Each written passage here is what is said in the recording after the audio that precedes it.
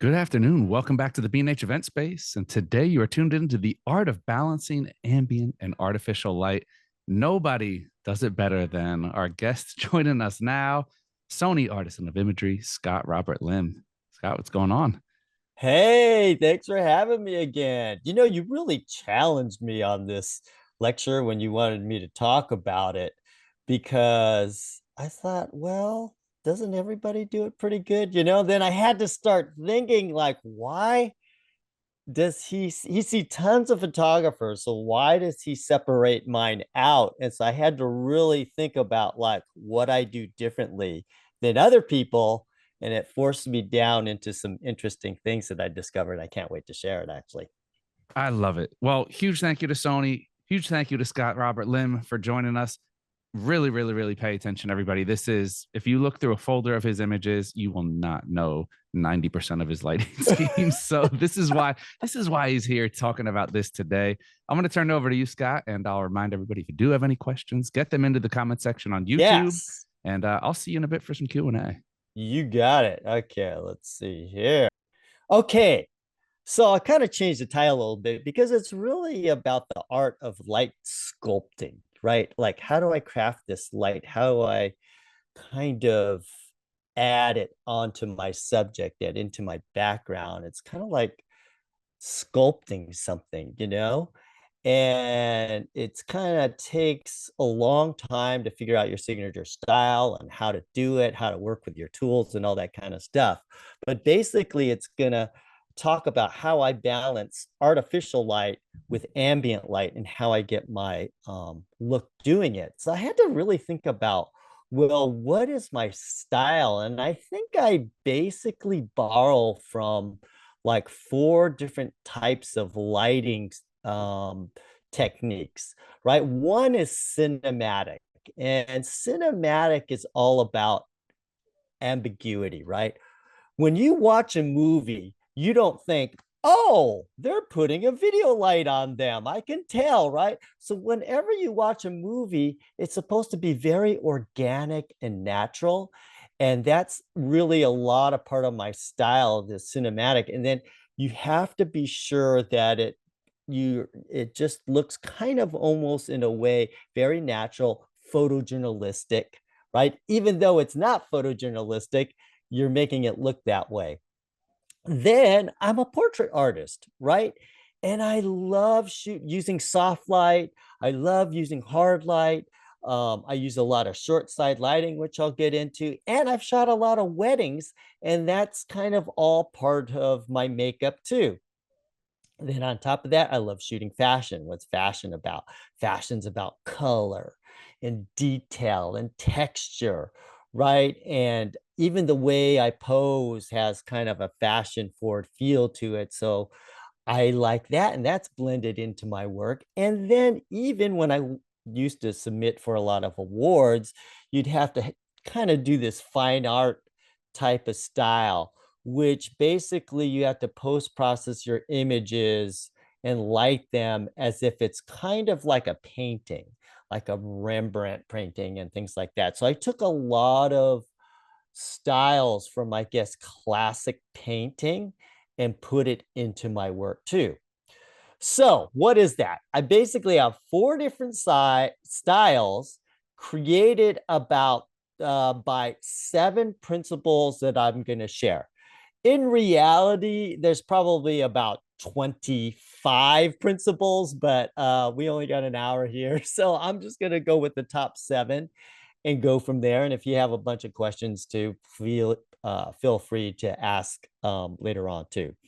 Okay, so let's go on the tools first. What do I actually use? So right now, I love using the Sony A9 for the global shutter and a Sony A7 R5. Now, I usually like to use two cameras of the same, just because the dials and the menu and everything is the same. Why don't I have two Sony A9 IIIs? Well, if I brought home two Sony A9 IIIs, I think my wife would kill me. So, because those A9 IIIs aren't exactly cheap. So I'm gonna have to wait a little bit, and then I'm gonna sell the A7 R5 and get two Sony A9s, or not less by that time. Sony might have another camera with global shutter. Maybe I'll have that. But I definitely want to go to two cameras that have global shutter. I use a strong video light. I use different brands there. I use Godox. I used Stella Lights. I used Zhiyun. So there's different brands out there. I love using the new Sony, not the, I guess it's kind of new. I use a Sony flash now, which I never used before. You know why? It's because it syncs with the global shutter. And I'll talk a little bit about that and why that's important. I love using this 42-inch umbrella softbox that's super portable that I can bring around and put together very easily. Also a 33-inch, just a basic translucent umbrella when I want to go really, really, really fast. I use that. And that's about it. And I just want you to know, like some people like go, hey, I thought you used this. I thought you used that. Well, guess what? Technology changes constantly. So my gear will also change. I wouldn't be surprised if next month I use something different. I mean, technology is going at a rapid rate, and I like to stay abreast on what's going to help me produce my signature look. And so that's what I'm using right now. Okay, so here is number 1 of 7. You gotta master the lighting fundamentals. Okay. And part of that is really understanding the exposure triangle. And exposure, as we know, is controlled by aperture, shutter, and ISO. And why is that so important? Because when it comes to using lighting and flash, especially, you have to put your camera in manual mode. So you have to know how to get your exposure, not by the automatic settings in your camera, like not like Running Man and night photography mode. You gotta pull it off that and put it in manual mode and individually control your shutter, aperture, and ISO in order to use a lot of lighting to get it down the way you want it.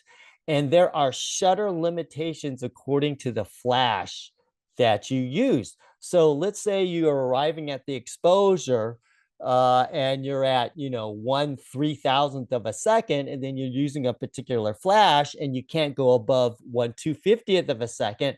So you got to recompute all your settings to get that right exposure that you want by changing your shutter speed. And you got to do it like quickly. You got to do it within literally seconds. And you can't be thinking about it. And because in the real world, when you're on the job, you got to know it inside out like the back of your hand. So you got to realize too, that what really controls your flash power is the f-stop and the ISO. And to a certain extent, shutter does and it doesn't, depending on what type of flash system that you use. So let's go over the 5 different portable flash types that you might run into. And this gets to be a little bit complicated if you don't understand these 5 different types. The first one is what I call the basic manual / auto. And a lot of these were made like in the 70s, 80s, 90s. And basically the flash power is controlled on the flash. So you have to, there's no transmitter that can change the power of it. You have to literally walk over to flash and change it. And it has a limitation where you can't shoot really above 1/200th of a second on your shutter speed. And instead of TTL, they have this cool. Now you can find these flashes used for. I found one literally the other day just for the heck of it. I went on eBay. I found it for like $10. So you still could do some amazing work with it, and they're like super inexpensive. I'm sure B&H has got their used department filled with some of these suckers. But they have this auto. And so there was a little sensor. They didn't have TTL back then, but they had this thing called auto, and they have a little sensor built onto the flash. And you would tell it, okay, I'm at this f-stop at this ISO, and they have a little dial that you would give you only certain options on what you could do. And then it will figure out the light for you. And that was the best that they had to TTL. They had this thing called auto, but you could still use that today. Okay. And so then there's the basic TTL flash, and you're limited to 1/200th of a second or slower to use with it. Okay. And so that's another type of flash. Usually the basic TTL flash will also enable you to do manual, but sometimes not. Okay, then you have the high speed sync only manual flash. Okay, and so what that allows you now to do is, okay, I can use flash instead of 1/200th of a second, I could use it all the way up to 1/8000th of a second. But if you do, it will drastically reduce the power at high shutter speeds. So you just have to know that. So your flash is really not as powerful as advertised if you're in high speed sync mode, but it will allow you to use high shutter speeds just in case if you're in a bright light and you want to use low f-stops. Okay, and then they have the high speed sync TTL and manual, which costs a little bit more. So each of these kind of flashes keep going up in price. Okay. And so these are the ones that most people get. I kind of don't recommend them because when you do both TTL and manual and you put all those different settings on a flash, it is super complicated. You hit one little button, it turns it into a different mode.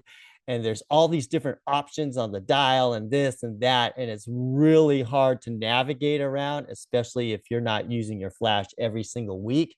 You pull it out once every 6 months or a few months, you may get very messed up on the job because there's so many buttons and dials. Okay, then now there is the fifth type of flash, which Sony is the only one that has it, and it's the global shutter. I can use without reducing the strength of my flash. I could use it all the way up to 1/80,000th of a second, which basically, which I'll show a little bit later, that means that you could multiply your flash power by 100 times. This is revolutionary. This is the future. And the things that you can do with this is amazing. And can't wait to show you. Okay, so that's number one. Really master the basics. You should be able to use all 5 types of those different flashes and know how to do it. Okay, that's how good you should know things. And you really have to understand. And once you master one flash and know it inside and out and know how to control the power, know how to control the light on the background, all that stuff, once you master one flash, you can master 1,000 flashes at once. So the key is just get one down and then you can add on to that. Okay, so now I was thinking about this. And I was looking at other people's work, and maybe they're not as experienced. And I'm like, why aren't they getting that quality results? And the thing is because they're choosing the wrong backgrounds on doing a certain technique. And choosing the right background is really key in getting a great shot. And I have this saying, a subject well lit on an average background is still average. And so that's what's happening. They could like get this amazing softbox and flash and put the light just right on the subject, but then the background that they choose is not great. And so you therefore still ends up into an average image. So guess what I'm going to do? I'm going to show you what I look for when choosing a background. And the number one thing is backlight. Give me some backlight, because the backlight, there's just something about the sun or the appearance of light coming in a strong way to your environment that makes it so kind of romantic and interesting. Okay, and so you choosing like backlight to light your subjects just makes it really sing. Then there's blue skies. If you ever see a nice blue sky with clouds, you gotta use it, because it's one of the most amazing backdrops to have is the sky. It doesn't actually have to be a blue sky. It could be a sunset sky that looks awesome. But look to your sky. If you see amazing sky, use it. Okay, and here's some blue sky too. Actually, here's the photo that we chose for this. And actually, interesting. Of course, I'm using flash. Now, I'll get this a little sidebar note. Okay, so whenever you pose a couple and you don't know where to put the light, you can never go wrong by just making it soft light, like put it through a diffuser, an umbrella, or a softbox box and put it directly above the subject, like a lamp is coming down on it in the middle. If you do that, no matter what you're doing with a couple, it will always look fine. And so that's your go-to. It when confused, you're shooting a couple and you want to get good lighting and you don't know what to do, always just put it in the middle, on top, down. You're going to get a great picture. Now, why this shot looks extra good is you don't know it, but there's a white ceiling that's an overhang. And so I did have the light up above. I did have it through an umbrella, but it was also hitting the ceiling that was above them and coming down on them, giving even more soft light. So it was like, I mean, sometimes things just work out, right? I didn't plan it, but hey, it looks good. Okay, here's another thing.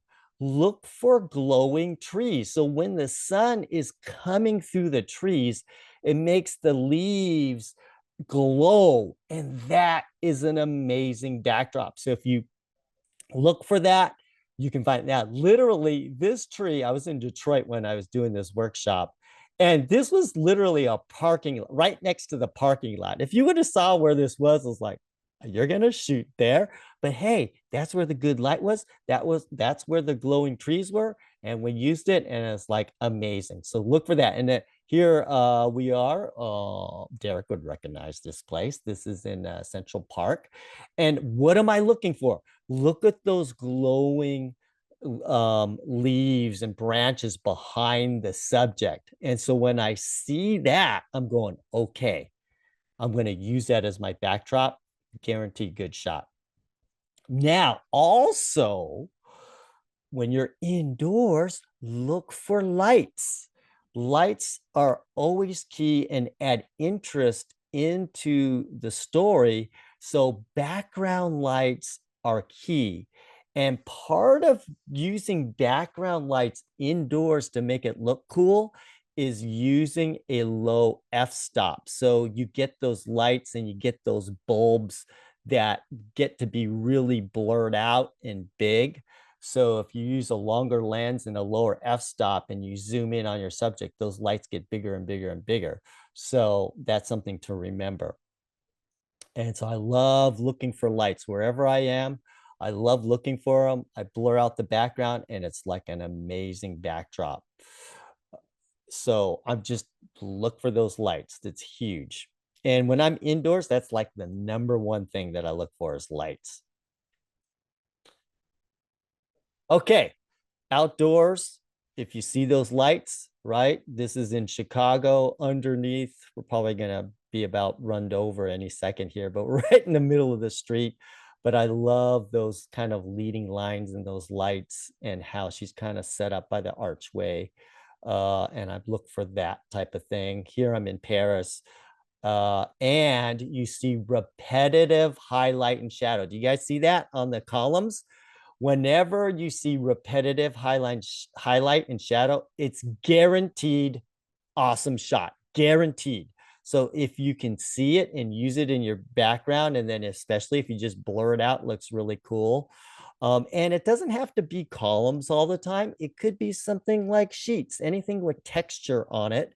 And camera that is off camera lighting will give you this type of repetitive highlight and shadow. Add it in your photos and looks good. Here's the trees, right? Here it's in Japan here. And you can kind of see the sun coming through, giving you that repetitive highlight and shadow. And then here, I had to create the repetitive highlight and shadow. I'm in Hawaii, and it's this awesome place where they have these, what they call banyan trees with these kind of roots coming down from the tree, which are really, really awesome. And so I was shooting in this area and the light was completely flat. There was no shadow at all. And I go, I got to get the texture out of these trees. And so I set up just a simple flash off the camera left up high, lighting up the trees and giving those trees side light so I could get that repetitive highlight and shadow to make it look interesting. Okay, now what you also want to look for are leading lines. And sometimes you have to take a different camera angle to take them. And a lot of times I'm shooting up towards the sky to get those leading lines. And so this is a very attractive way to bring attention to your subject through these lines. Um, and it doesn't have to be structures, it could be even mountains. And so you look for these things that will center your subject. I'm going to talk about this picture a little bit later too. Okay. And look at here in Vegas, right? And we're doing a photo walk there. And I'm like, hey, where should I go to do this workshop, right? What's interesting around here? And so I found these lights. They have amazing lights in Vegas, and you know for sure you're going to get a great shot when you see lights like that.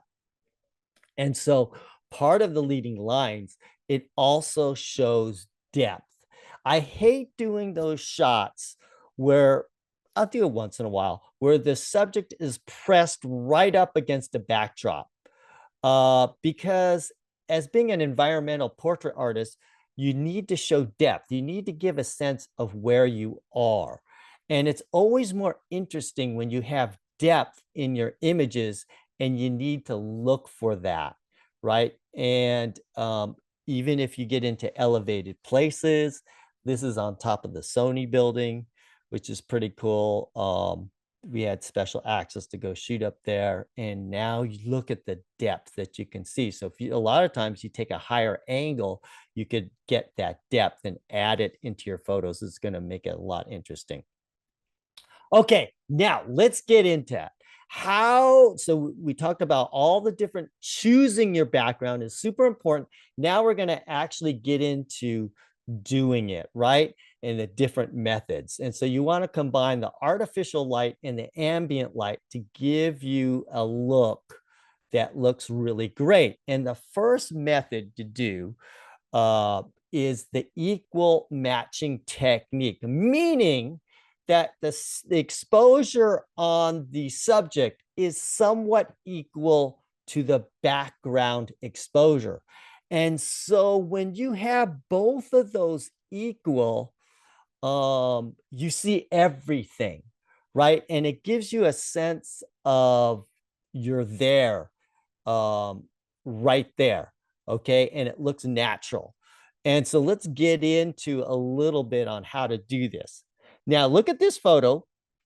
I'm in the subway, okay? And so what do? I set the background exposure first, and then I add light to the subject because I can't individually light up the car, right? So I have to, what did I do? I looked at the lights and I determined the exposure that I needed. And then my subjects, I probably could have shot them, but my signature style is adding a little bit of light on my subjects so they slightly pop off in the background. And also you get more detail and more color when you and a catch light when you add a little bit of light. So here I am here shooting it with a 24mm lens at 1.6 and at ISO 1600. And you go, Scott, why did you have to turn the ISO up so high? Couldn't you just, you're up at 320. You could have turned your ISO up down lower, right? If I wanted to. Well, I don't know if you've ever been on a subway, but it's moving. And so I wanted to make sure, because I'm using constant light here, I wanted to make sure that my subjects were sharp and I was freezing action. So I had to keep my shutter somewhat high. Okay, not 500th with I would like, but it's the 320 should be pretty good. Now, I wanted to get the ambiance of what it looked like in that subway car. And so therefore, I had to keep bringing up my ISO to make it look like how my eyes were seeing it. And so I had to bring that ISO up a little bit higher. Now, what's interesting is I made this chart a long time ago, and it measures how much flash power that you need according to what settings you have. And there's probably a million of these guides floating around, because I developed this guide in like 2010, and it went viral and everybody started using them. And so I get people like 10 years later coming up to me, Scott, I still use your flash guide. Look at it. And they have it taped onto their flash, or they have it in their wallet or whatever. It's crazy. But I updated it a little bit for global shutter. Okay, because let's look at these settings. What if I was using a flash here, right? And I'm going to show you why flash doesn't work for this image. Because if you were to look at the settings over there to the left, you would have to set your flash at 1/1000th power. Now, I don't know any flash that goes down that low. And so the reason why I get the look that I get is because I know right now a lot of you don't own any high quality video lights. And if you don't own a video light, you can't get this look on an image. Okay, so I'm going to spank you a little bit if you don't own a video light, because if you want to have shoot in low light, you gotta have something that produces very, very, very, very low light, which a video light does. And so it can go really low and you can just kiss your subject with light. And so that's the reason why some of you can't get this good look like this, is because you don't own a decent video light. And I would say, I teach every other week people somewhere, and I would say like maybe even 50% of the photographers out there don't own a decent video light. Well, it's like I can't even do my job if I don't have it. In fact, I'm swaying more towards using video light because they're getting stronger and stronger than flash. I still could use flash once in a while, but still, video light is a must. Okay, so here I am using a video light. So what do I do? What's my process? I set the background, right? I can't light up that Chicago sign, so I have to get it in camera. So I set my exposure to that Chicago sign to make sure it looks the way I want to. My subjects are actually in the dark there. They're actually, without that video light, they are completely dark. You barely can see them. And then I just use a video light through an umbrella. This is just a simple 33-inch umbrella to light my subject. And I just turn it on, and it's like what you see is what you get. So if it's too bright, you turn it down. If it's not bright enough, you turn it up. And that's how easy it is. And I just adjust to taste. And so here I'm using a video light. You can see my settings here.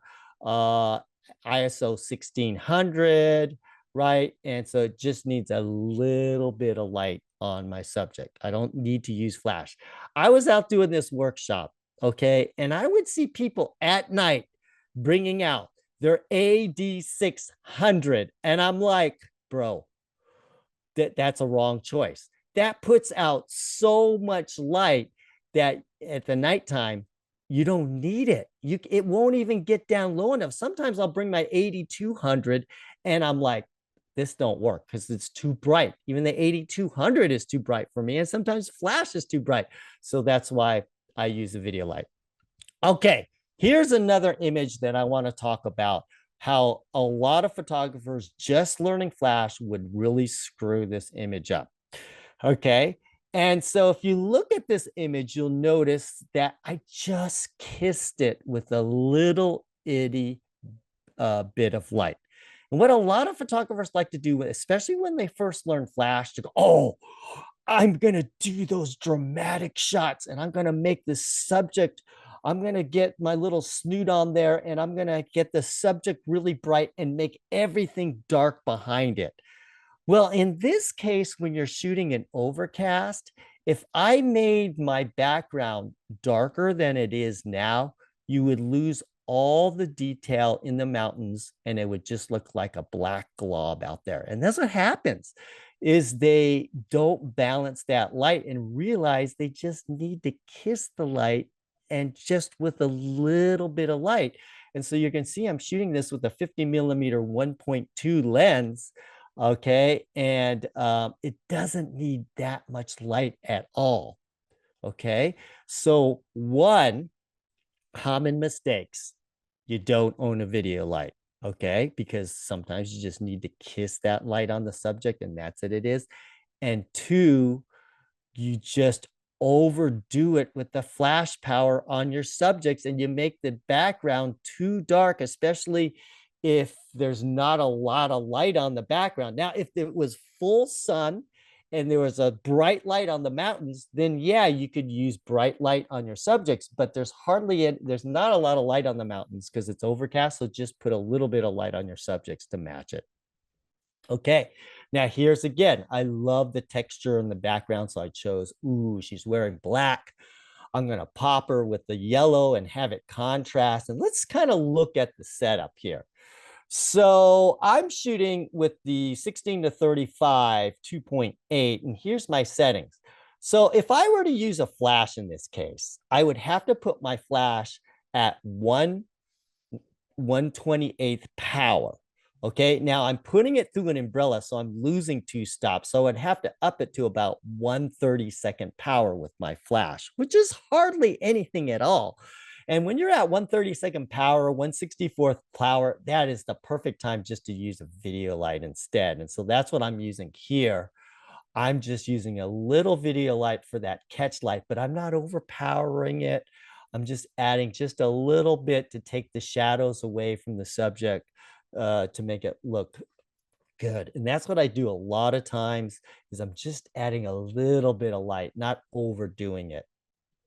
Let's take a look at this picture here where I'm exposing. This is in New York, and I'm exposing for this tunnel, and the lights in here, and that's not a lot of light, right? So the equivalent here of what I would need, oops, sorry, is because I'm shooting a 50mm lens at ISO 1600 at ISO 200. If I were to use a flash, all I would need is 1/256 power. And so, and if I'm in that range, I'm going to use my video light instead of my flash. Now, if I'm all the way up and I need 1/16th power, 1/2 power, full power, I can't use my video light. It's not strong enough. But here, almost any video light can do this. And it just takes away a little bit of the shadow and gives some detail and sharpness, and adds a little bit of punch to the colors on the subjects, the clothing and all that kind of stuff. Makes the makeup come out a little bit better. And so again, I'm just matching exposures from the background on the subject, making it about the same. Sorry for the noise here. Can I take that off? Okay. So here I am using a flash indoors, and I love using this 42-inch softbox that I'm doing. And that's the image on the left. Now, I want to explain a little bit what some photographers would do. Now, you notice up at the top, you'd go, oh, Scott, you didn't stop down your camera settings enough, because you don't quite get the rich colors on that stained glass on the top there. Why did you do that? Right? And so I did that first. I went up there and I go, oh, I got to get that stained glass in. And then I realized when I made that stain, because it's bright sun, we're in Cuba. Okay, so that sun is shining on that stained glass. Now I realized that stained glass, when I set it so it looks really good, the background of those buildings becomes way too dark and you don't see the detail. Now, with my flashes, could I light up those buildings back there? Maybe I could, but would I even want to? No. So my background is set in camera. And so sometimes we always hear, oh, set the background first, set the background first, set the back. Okay, so you have to evaluate the different light brightnesses in the background, and you don't want to set it so dark that you don't leave the detail in a majority of the image. And so, yeah, I could set it so the stained glass is really nice and dark and everything, but then the behind her would look completely dark and it would look terrible. You couldn't see the ambience of the place. So, so what I did was they call plate shooting, right? So I did shoot, I'm just kind of lazy. I did shoot it with the stained glass looking perfect, and then you can cut and paste it and put it back in so it looks amazing. But I didn't do that because I wanted to show this concept where you've got to evaluate your background and know how far to push your exposure, how far to underexpose it. And sometimes you don't want to expose it too much because you're going to lose the detail in everything else. Okay. So here's the camera settings. I'm shooting with a 20 millimeter 1.8 lens. And I would really only need about 1/64th power on my flash to do it. But that's straight without the softbox. So the softbox, I added 2 more stops of light. So literally I'm about at 1/16th power here to get this shot. Okay, now I'm going to blow your mind. I'm doing a whole lecture on this, but I just want to briefly talk about the global shutter. Now, some of you in Vegas were here with me doing this, and this is going to literally blow your mind. Okay, so are you ready for mind blown? Okay, look at this shot. Okay, this is straight out of camera. This is not any editing at all. I just put it on here and I want to demonstrate them. Here's my camera settings. I'm shooting at 28 millimeters at 2.8 at 1/80,000th of a second. No, not 1/8,000, 1/80,000th of a second. And my flash is syncing perfectly with it without losing 1 ounce of power or doing high speed sync. And I bumped up my ISO to 800 because why? Your flash power is controlled by, what did I say? Your f-stop and your ISO. So if I turn my ISO up, it makes my flash even more powerful. So if I were to just do this with a normal camera, this is the camera settings that you would have to do to get this type of look. You'd have to be at f22, 1/156th of a second at ISO 100 with a 42-inch softbox, and I gather with my estimation, it's like using a 400-watt flash at full power. Now with global shutter, let's look at the chart. Shutter doesn't matter. So I can darken the scene with my shutter, okay? I could ramp it all the way up to 80,000 to get rid of a lot of that ambient light. And now if you look at 2.8 at ISO 100, the flash power needed to light this subject up is only 1/256 power. But of course, I put it through a softbox. Oh, wow. I lost 2 more stops. Oh my gosh. I guess I have to put my small little tiny flash to 1/64th power, completely overpowering the sun. Now, guess what? I have 50 witnesses to this fact actually doing it because I was teaching this and I was letting them use my camera. They put their own SD card in there so they could get this shot. And this is mind blowing. I'm going to do a whole lecture on this concept of global shutter. I swear Sony doesn't teach this right. They came out with the concept of global shutter, but people don't realize what the advantage is. The advantage is it makes your freaking flash at least 100 times more powerful. That's why it's amazing. That's what I mentioned this to the Sony team 10 years ago, why they got to do this, because I said it would revolutionize the whole entire lighting industry. As you can tell, I'm getting a little bit excited right now. And it will, because this is utterly amazing. So anyways, global shutter is the future, but I'm not going to talk about that. Okay, so let's talk about another important concept that I do that nobody else does and how people are kind of getting wrong. Now, you could look at this photo and say, Scott, oh my gosh, okay, I'm using an umbrella here. I'm using a Godox AD300 and I have it about half power, okay? And you're going, Scott, you're using flash here, but you blew out the background. Why did you do that? Okay, it's the same thing. When I'm looking at a scene, I'm evaluating the glow. That's more important to me. That's the cinematic style, is how are your subjects glowing with the backlight? That's more important to me than overpowering the sun. Okay. And so if I were to make my shutter speed higher or my f-stop higher to get that darker sky, guess what would happen to these trees? It would look completely dark and there would be no glow. There would be no glow kind of around them there, and so you lose the glow. So here's a very important fact that hardly anybody ever tells you, because they always tell you, oh, set the background first or set the light to the things that you can't control. Okay, here's what I do. I set the exposure according to the desired glow. I could always add in a bit of sky later if I wanted to. With AI and all that makes it easy, but the glow is hard to recreate. So I'm always looking for the glow. I set it according to the glow, and then I light my subjects. But the glow is the most important thing. Here's the same thing.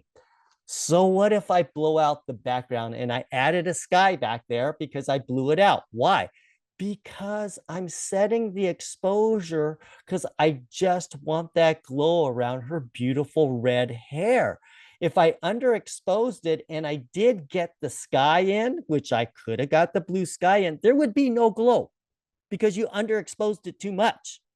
So that's what I do. That's what I do. I realize I do this.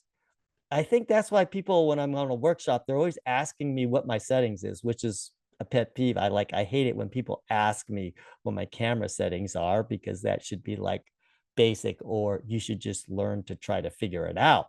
But a reason why is because I just realized they might be setting it for the background and trying to get a nice blue sky, and I'm setting it for the glow, so it looks totally different than their shot.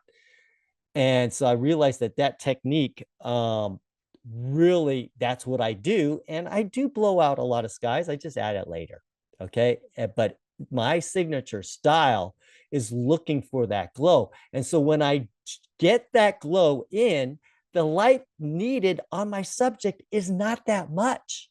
And so therefore it has that ambiguous look to it. Like, oh, what are you using? Video light? Using natural light? Using, right? Because it doesn't look flashy, because I'm not underexposing my background a lot. I'm just going for that glow.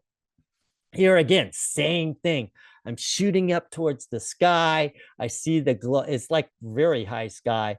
And I'm setting my exposure for the glow, how I want those trees to look, how I want that light to kind of surround and outlight him, kind of outline him with that rim light. And I'm figuring out how much glow do I want. And then I just add the light to the subject to get the detail, to get some kind of contrast in what he's wearing.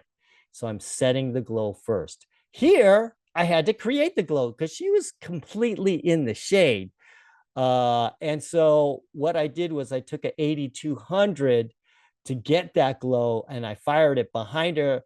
And I remember this wedding, even though it was a long time ago, I think I originally set my flash at 1/2 power, thinking I would need a lot. But because I was in the shade, I'm using the 8200, I think I only had it at 1/16 power. And so that light behind her made her veil completely glow around the little girl. And I really love the picture. I don't care if the veil's blown out, honestly, because what am I looking for? I want the glow on her face. That's the most important thing to me, is the glow on that little girl's face. If I would have put the exposure to the veil so you could see every detail of the veil, then the little girl's face wouldn't glow the way I wanted it to. And so that, to me, the most important part is that glow around the face. Okay, now here's another thing that you could do. Whenever you have a window in the presence of your subject, you can overexpose it as much as you want and it will look okay, because it's if sun's coming in. And so here, this was a completely overcast day. I will show you, right? And so what we did was I started putting flash behind there to give it that look through the window as if it was sun, but really it was just an overcast day. but I wanted to give it that feeling like there was sun coming through. Okay, here's also windows. And so what did I do? I exposed it to the glow that I wanted. Did I care that I blew out everything in the windows and you can't see the tree? I don't care, because to me, the glow is the most important thing of the photo. And then I just used a little video light on his face to get the detail and to get the catch light, as you can see in his eyes. Added video light for face detail. Did the same thing here.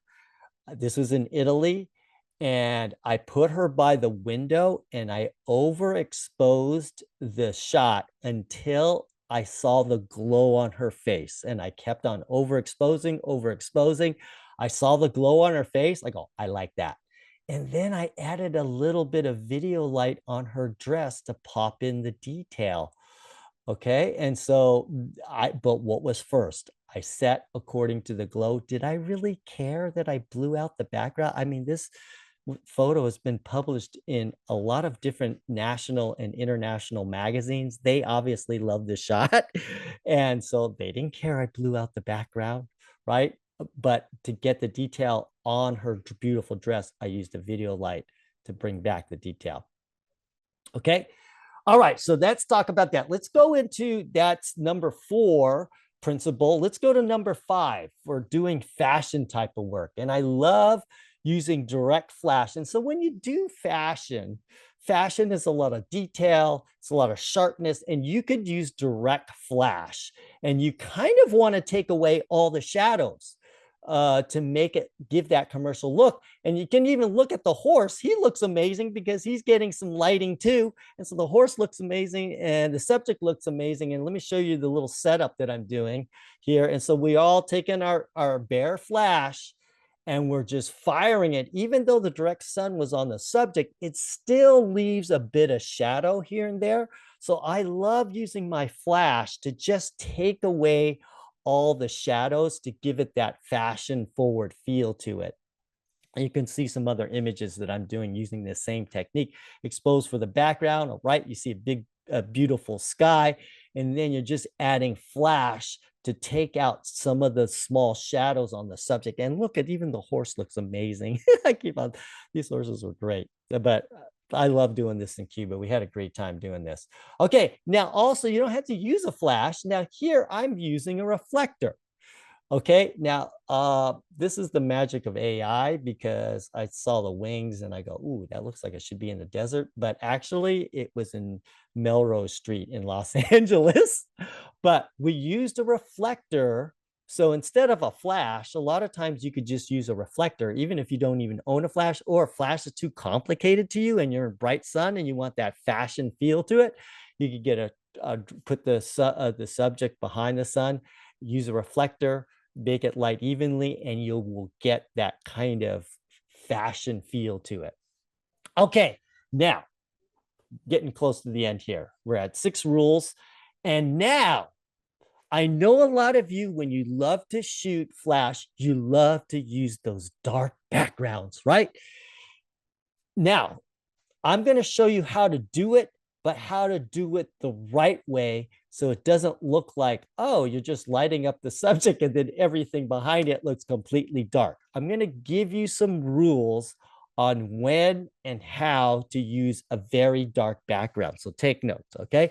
First one is use a snoot. You know what a snoot is?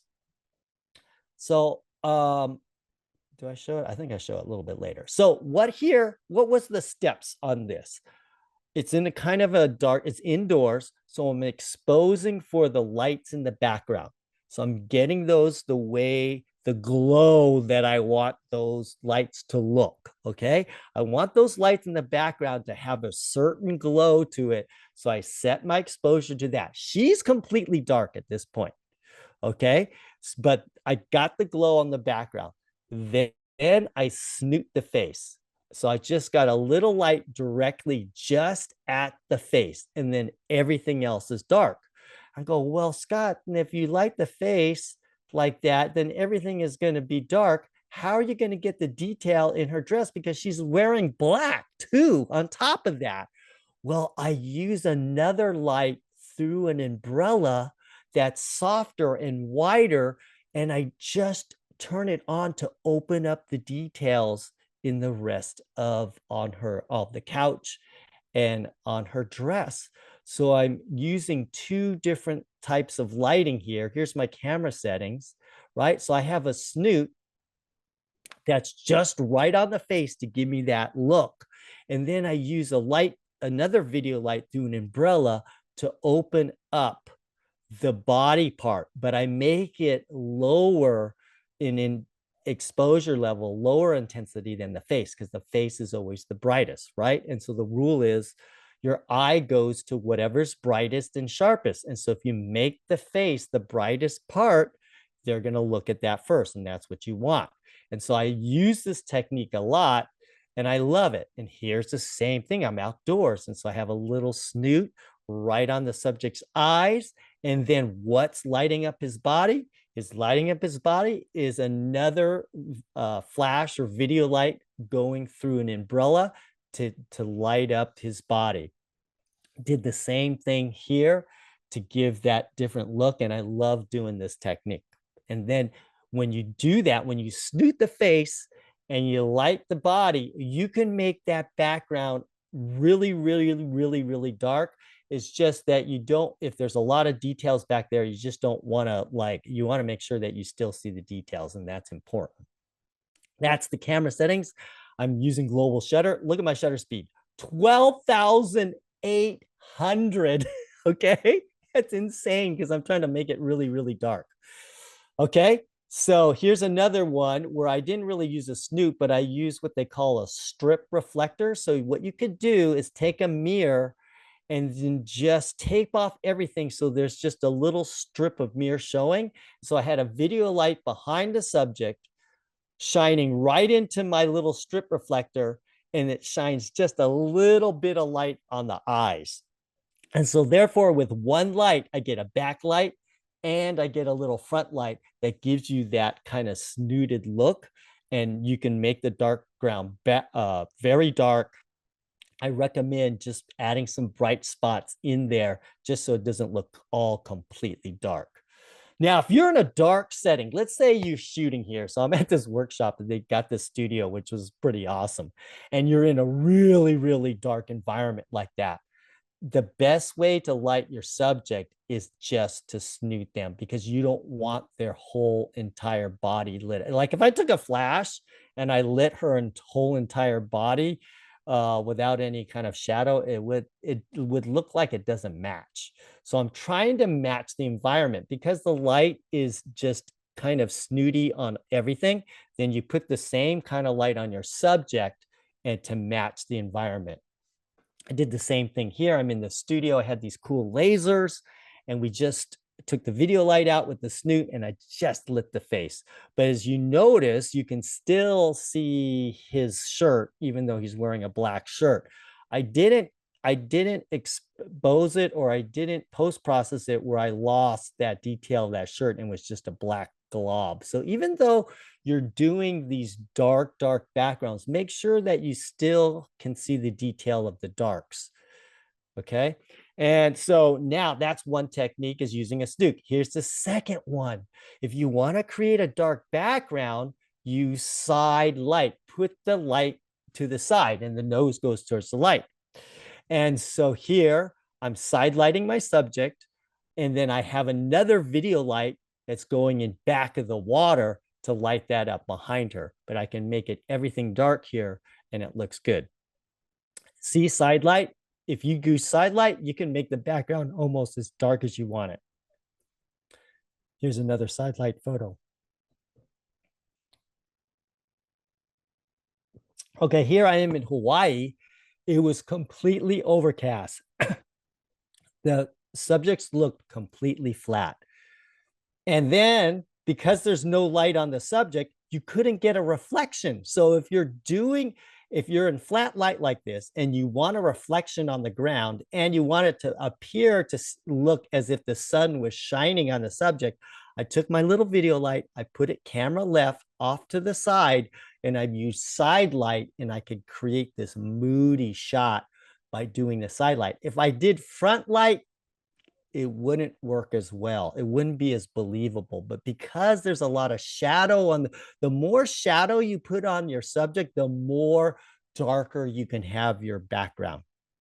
So that's a real, that's a rule that you can use. It's important when you're doing this, how dark do I make the background? That's the question now. Well, you want to still keep detail in the dark. So if you look behind the subject and you see the dark areas, you could still see that I keep detail in there, or I post-process that back in. So when I keep in mind that I don't want to make it so dark so that when I go into post-processing, there's no detail there. So I err a little bit on the overexposed side and make it darker because I want to make sure I keep that detail in the darks. Okay, here's another side light, right? And I'm using short side lighting, meaning that the shadow is the closest to the camera. And to get short side lighting, if you put the light off to the side, all you got to do is put the nose to the light and you always get short side lighting. That's it. Just put the nose to the light, put the light off to the side. You always get short side lighting. And then that short side lighting, you could make those dark backgrounds darker.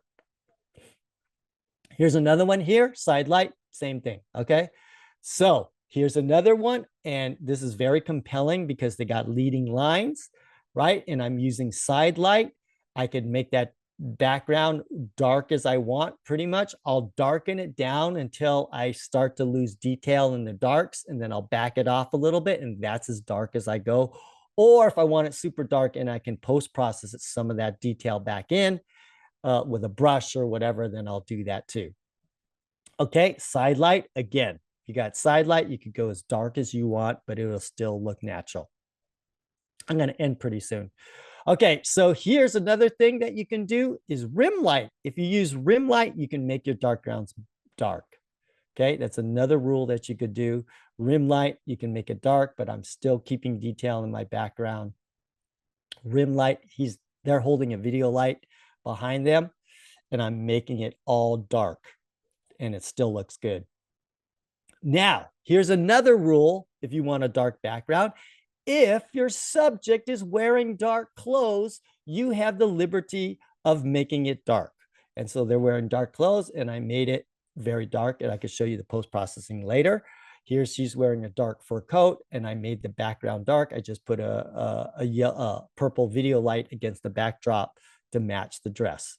And so here you could see they're wearing dark. I could take that background and I can make it dark, but I'm not losing the detail in the darks. You go dark until you don't lose the details. Same thing here. You see I'm making it dark, but you see the feathers. You still see the feathers, and it's still detail, but making it dark. Okay, the last tip. This is the last 30 seconds here. Post-processing is huge with that I do. And that's the reason why it looks, because I light shape with my post-processing. Okay, so here's the photo that I took. I really like it, but it's crappy. Why? Do the dark test. Make everything dark. Take the exposure level in Lightroom or whatever and turn it down. If you turn it down, that shows you your eye goes to what's brightest first. So your eye is not going on the subject. It's going on the backlight behind them and the little light off to the side, right? And so you got to take down all those things in the red, and in the green, you got to bring up. So you have to reshape the entire lighting in post-processing because you screwed up and you did, well, later I did put the light over to get it right once I realized I liked this shot.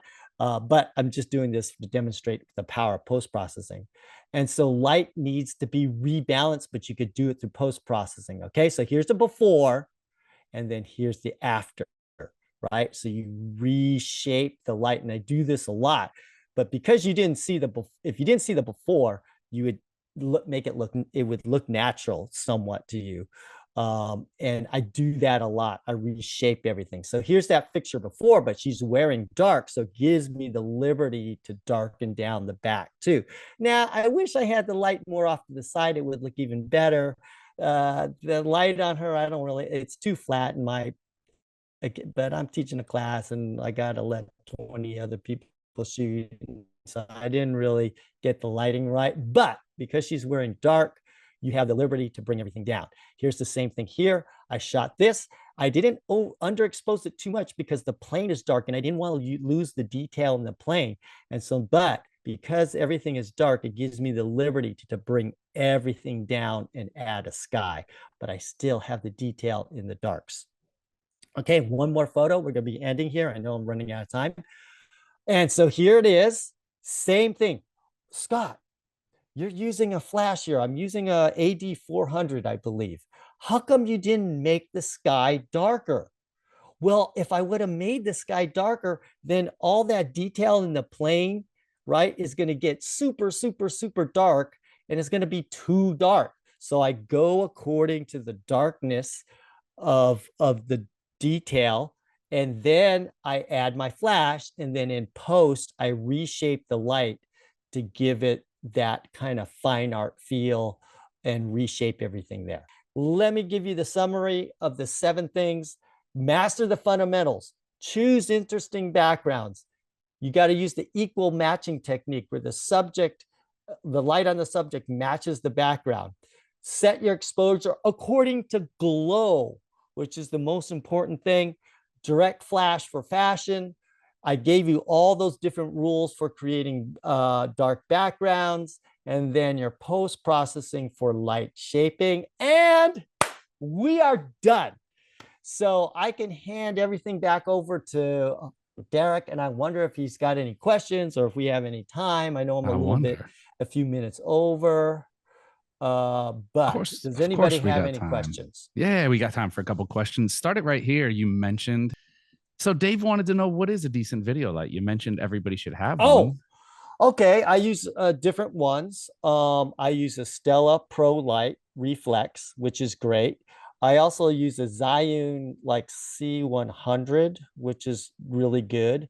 And then I also use a Godox. They have one, and I would say, 60 watts and above, or above 7,000 lumens. That's gonna be the magic number. Anything bigger than that is greater than that would work.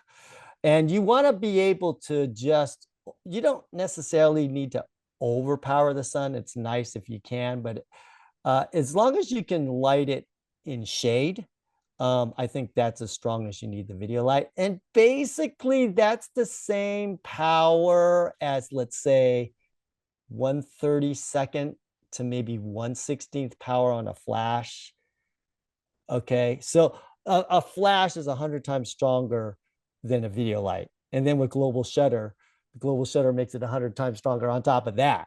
So, but you need the video light to get that lower end when you just need to put a little bit of light on your subject. It's necessary. Okay, so that's going to be more for just the times you just want a little. You need if you're indoors, definitely. If you're indoors, and if you're in shade, then I use that. Okay, so the people that like shooting wide open, I think, would probably lean more towards a constant light. Would you say? Like, yeah, yes, for sure. Especially if you're indoors, constant light. Like if I'm indoors, I'm all video light. I basically put the flash away once I'm indoors. Or here's a rule: when you're indoors, or when the sun goes below the horizon, you don't need your flash anymore. Okay, just go all video light. Tim is asking if you ever use a light meter. No, because how can a light meter tell me the glow that I want? Right? If I'm metering for glow, a light meter won't tell me that. My eyes will. So that's why I don't use a light meter, because I am going, like, not every shot is a formula, right? It's about the feel and the look that you want with it. And so I'm not going to be traditional. I'm going to blow out the background sometimes because I want the glow. And the light meter doesn't know that. And so therefore, that's why this thing takes years of mastering this lighting, of understanding, hey, you just don't use a formula and do this. No, you use your eyes and you use, like, what do I want this to look like? And I think that's what makes your work so successful and emotive for me is when you were talking about the out of focus, like the trees in the background. Not many people, everybody's so like, okay, well, the background has to be perfectly, or evenly exposed. And I'm like, well, no, it doesn't. Cause, yeah, it wouldn't have hit the same if you had underexposed the trees and you Right. don't have the specular highlight, the all that bokeh Well, coming through because there. when you're looking at it, you don't see a super dark background, right? Yeah. That actually looks opposite of what your eye actually sees. So if you want to have something that looks true to life, we see the glow, right? Mhm. And so that's what I want to represent in my photography a lot of times is what we actually see. Okay. We'll sneak one last one question in here. People are asking about in-person workshops. Michael says, your work is amazingly beautiful and inspirational. Other than Cuba, any in-person workshops coming up? Tomorrow, I am going to Seattle.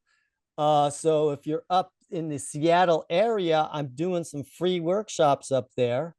So I'm everywhere. So if you go to scottrobertstudio.com, every other week I'm speaking somewhere. I'm doing a lot here Mhm. online, and then I have a lot of workshops of my own, and then I speak for a lot of camera stores. So I'm all over the place. Do you do mentoring, Scott, for the Yes, I people that do. are interested? Okay. I do. So they can contact me directly about that, and I can evaluate that's actually the best learning is I get to see their work, evaluate where they're great at, what they need help with, and then I can fine tune a lesson plan. Here's your next steps. And now that I've recorded over 50 hours of content, I don't have to teach. I could say, oh, look at this lecture on using one light. And then I don't have to spend time teaching. Now that I have that, it works perfectly with the mentoring too. Awesome. So Well, everything that I know is on this like DVD of 50 hours of not DVD of this hard drive. And so now I can offer that for people too. And it works well with the mentoring. perfect. Well, my unsolicited 2 cents here, mentoring is the way to go for people who really want to take that next step. Invest in yourself. Obviously, I know, it comes down to you have the means or you not have the means, but if you can, don't buy that extra lens or that lens that you may not use. Wait a Invest in second. something that's really going to pay dividends and Isn't get this that. sponsored by B&H? We're supposed to. We keep it a buck here on the event space. Well, Scott, always good having you on. Like you said, you're going to be back here multiple times. Yes. We got you. We got you for a couple more. We love having you on. So huge thank you to you for expending your knowledge and experience with us here. Of course, Sony for hosting, and to all of our viewers out there. Thank you guys for tuning in, for being a part of the show by getting your questions in. And we'll see you next time we have one of these. We're going to have Scott Robert Lim back soon enough. So stay tuned for that. Check out the rest of our schedule on the Event Space website. And if you haven't checked us out on YouTube, go over to YouTube, B&H Event Space on there. You can find this and all of our other recorded live content there. But that is all we have for you today. Another edition of the B&H Virtual Event Space now in the books. Catch y'all next time.